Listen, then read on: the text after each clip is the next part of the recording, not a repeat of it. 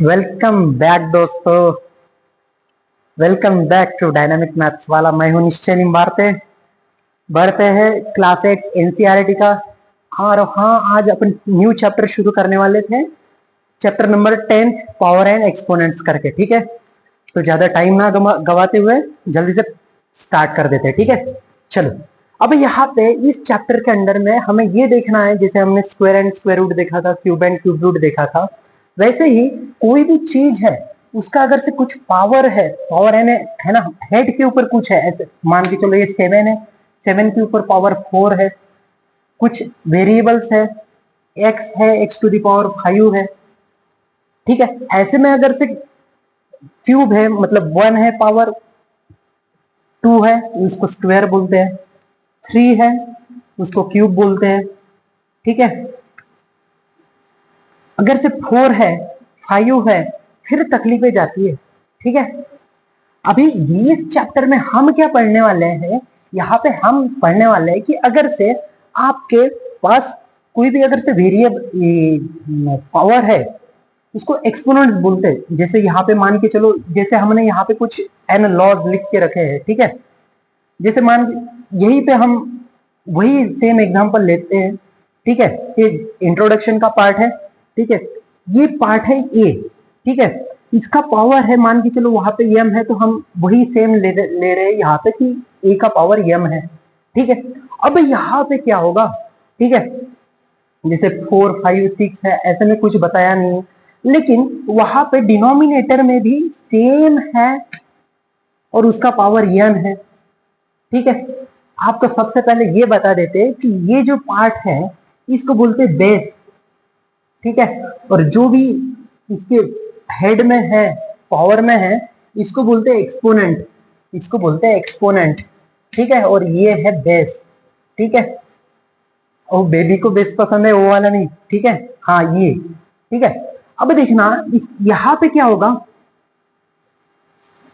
ठीक है, अब देखना यहाँ पे अगर से बेस डिनोमिनेटर और न्यूमरेटर में सेम होता है ना, अगर से न्यूमरेटर और डिनोमिनेटर में बेस सेम होता है और उनका पावर अलग होता है, उस टाइम क्या होता है कि ए टू द पावर यम जो न्यूमरेटर में है वो, और नीचे नीचे वाला जो पार्ट है वो ऊपर आ जाता है।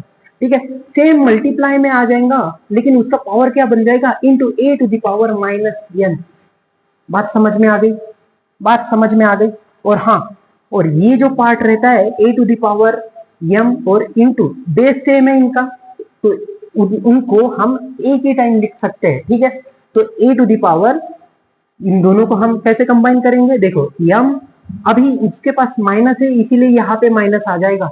बात समझ में आ गई? अगर से यहाँ पे पॉजिटिव रहता तो यहाँ पे प्लस में आ जाता, जो कि ये वाला ऐसे में, इसका आंसर सॉल्यूशन ऐसे में आएगा। बात यहाँ पे समझ में आ गई? ठीक है, समझ में आ गई? समझ में आ गई? हाँ। और हाँ, अगर से कहीं पे डाउट रहे तो कमेंट सेक्शन में जरूर कमेंट करना। ठीक है, अब देखना, ये हो गया पार्ट पहला। ठीक है, दूसरा पार्ट ऐसा है कि A to the power m है और उसका भी पावर है यन। दिख गया? दिख गया? हाँ बोलियो, बोलियो, बोलियो। हाँ हाँ सर जी। अब देखना यहाँ पे ए टू द पावर यम है और उसका भी पावर यन है, तो इस कंडीशन में क्या होता है कि जो ऊपर वाला पावर है वो नीचे वाले पावर से मल्टीप्लाई में आ जाता है। बात यहाँ तक के क्लियर है? समझ गया? समझ गया? हाँ बोलो जल्दी से, है ना। कमेंट में अगर कुछ भी डाउट रहे तो कमेंट सेक्शन में जरूर कमेंट करना। ठीक है, अब देखना पार्ट थर्ड है। थर्ड पार्ट में क्या है कि A to the power m है into B to the power m है। अरे हाँ, इसमें हाँ थोड़ी सी गलती हो गई सर जी। हाँ, यहाँ पे तो बेस अलग है ना, यहाँ पे तो बेस अलग है। देखो, बेस भी अलग है तो भी टेंशन नहीं लेना है, हम हैं आपके साथ में। ठीक है, यहाँ पे ए टू द पावर यम है और B to the power m है, मतलब यहाँ पे क्या है, पावर पावर सेम है और बेस क्या है, अलग है। उस टाइम पे बस कुछ नहीं करना, ए इंटू बी, दोनों का पावर सेम है। ठीक है, ठीक है, ये बस इंट्रोडक्शन वीडियो है, इसमें बस छोटे छोटे है। ठीक है, जब क्वेश्चन शुरू होंगे उसमें उसमें आएगी मजा।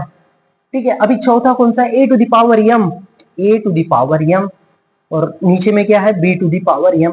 अब यहाँ पे भी वैसा ही है ना, बेस बेस अलग है, न्यूमरेटर है, डिनोमिनेटर, लेकिन एक्सपोनेंट क्या है? सेम है, सेम है। दिखाई दिया? हाँ सर जी।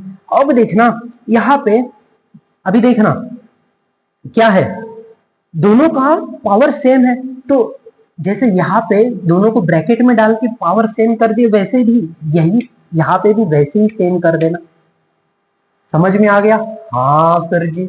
अब देखना लास्ट वाला कौन सा है, और ये सब में इंपॉर्टेंट है, जिंदगी में हमेशा ये काम में आएगा।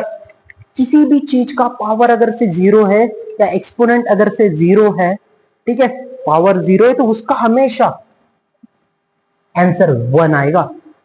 आंसर क्या आएगा? वन आएगा। ध्यान में रखना, कोई भी पावर है, ए टू दी पावर जीरो है, वन है ना, b to the power zero है तो भी वन है। कितना भी बड़ा रहे, कितना भी बड़ा रहे, यहाँ पे 5 minus 6x plus x Y ऐसे में है अपॉन 5 है, इसका पावर भी अगर से जीरो है ना, तो भी टोटल इसका वैल्यू क्या आ जाएगा? वन आ जाएगा।